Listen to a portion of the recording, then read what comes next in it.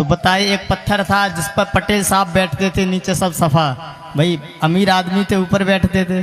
उसी पत्थर पर पंडित जी अपना आसन लगा करके बैठ गए और कथा का प्रवचन करने लगे। भागवत जी की पोथी रख ली और कथा कहने लगे।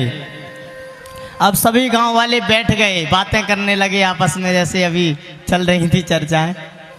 देख रहे हैं, सुन कोई नहीं रहा है, देख सब रहे हैं, भाई कथा चल रही है, कथा चल रही। और सुनो क्या क्या देख रहे हैं, अब कथा में से कुछ निकलने वाला है, कुछ निकलने वाला भाई भागवत जी में से। देखने आए हैं, समझ तो रही नहीं है कथा क्या है, कुछ निकलने वाला है, कुछ तो होगा, कुछ होने वाला है। सब भाई चक्कर में पड़े हुए हैं। तो पंडित जी कथा सुना रहे हैं, कहने सच्चिदानंद भगवान की जय हो। सब ऐसे बैठे मोह लटका, महाराज जानते ही नहीं सच्चिदानंद भगवान कौन है। अब क्या हुआ, पंडित जी को गुस्सा आई ना, हम कथा सुना रहे, ये कुछ सुन नहीं रहे हैं, बातों में लगे हैं। कथा सुनाने वाले पंडित जी क्रोधित हो उठे महाराज और कहने लगे बुरी भली सबको। और पटेल साहब बीच में बोलने लगे तो पता है क्या किया, पटेल साहब के बाल पकड़े, गिरा लिया और दो चार बजाने लगे पटेल साहब में। अब सब ताली बजाने लगे, ओ कथा होने लगी, कथा होने लगी महाराज।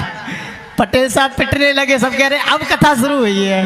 और सुनो अब गांव वाले बचा नहीं रहे पटेल साहब को, क्यों, कह रहे अरे भागवत जी कथा हो रही है, बीच में कोई नहीं आएगा, कथा हो रही है कोई नहीं आएगा। इधर पटेल साहब पंडित जी में पटक लगाए, पंडित जी पटेल साहब में पटक लगाए महाराज।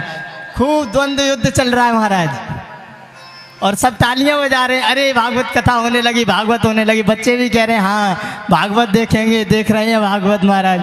पटेल साहब पिट रहे हैं, गाँव वाले ताली बजा रहे हैं। ऐसे लोग भागवत देखने आते हैं महाराज। तो भागवत देखने का विषय नहीं है, सुनने का, समझने का विषय। उसे सुनो और समझो। पटेल साहब की तो सबरी हड्डी पसड़ी एक है कि पटेल साहब कहने लगे अब जीवन में कभी कथा नहीं कराएंगे महाराज। तो कथा को मदारी का खेल मत समझो, देखो मत, सुनो।